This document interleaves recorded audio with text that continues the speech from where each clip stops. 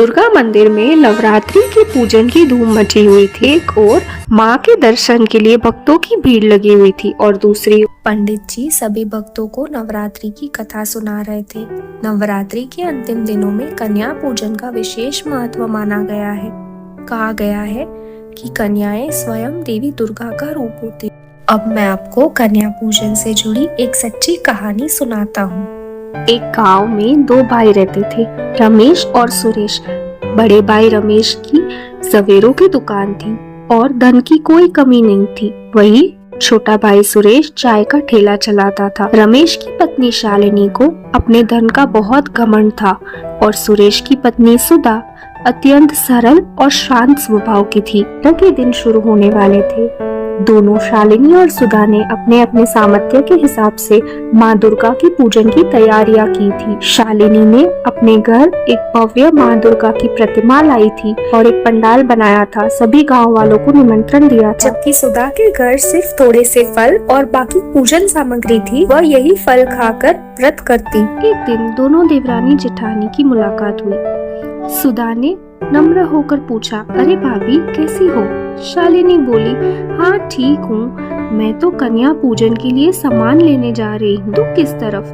सुधा बोली, दीदी मैं भी कन्या पूजन के लिए कंजकों के लिए तोहफे लेने जा रही हूँ। शालिनी हंस पड़ी, अरे कन्याएं क्या सूखी रोटी और चाय खाएंगी? तू तो गरीब है ना, तू कैसे कन्या पूजन करेगी?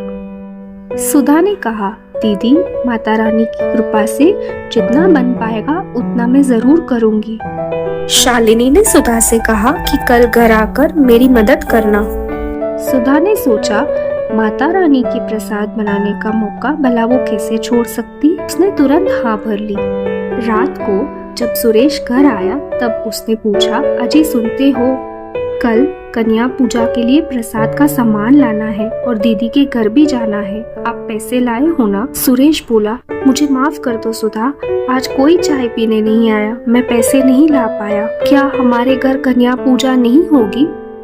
सुधा घबरा गई, पर उसने कहा, नहीं, घर में थोड़े बहुत पैसे बचे हैं, मैं उसी से थोड़ा सा सामान ले आकर कन्या पूजा तो जरूर करूंगी। अगले दिन सुबह जल्दी उठकर सुधा ने घर की सफाई की और थोड़ा सा सामान लाकर थोड़ी पूरी, चने और हलवा बना दिया। फिर वो अपनी जेठानी के वहाँ जाकर सारा भोजन बनाने लगी।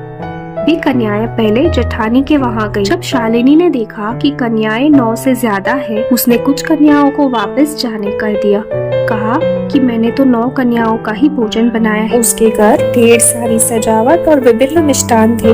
यह देखकर गांव वाले बोल उठे, वाह क्या भव्य कन्या पूजन है। सुनकर शालिनी फूली नहीं समा रही थी। जेठानी के बाद सारी कन्याएं सुधा के घर आई। सुरेश ने बोला, अरे सुधा, कन्याएं तो ज्यादा है और खाना तो पहले से कम है, अब क्या करे?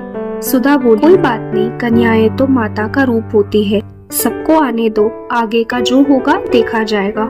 उसने माँ से मन ही मन प्रार्थना की, हे दुर्गा माँ मेरी लाज रखना। उसने सबसे पहले सबसे माता रानी का जयकारा बुलवाया, जयकारा शेरा वाली दा बोल साचे दरबार की जय। फिर उसने सभी कन्याओं के पैर धोकर पूजन शुरू किया और फिर सबको प्रसाद बांटने लगी। सुरेश और सुधा ने बड़े प्यार से सभी कन्याओं को भोजन करवाया।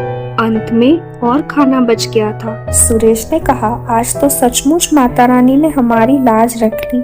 सुधा ने माता रानी को धन्यवाद कहा।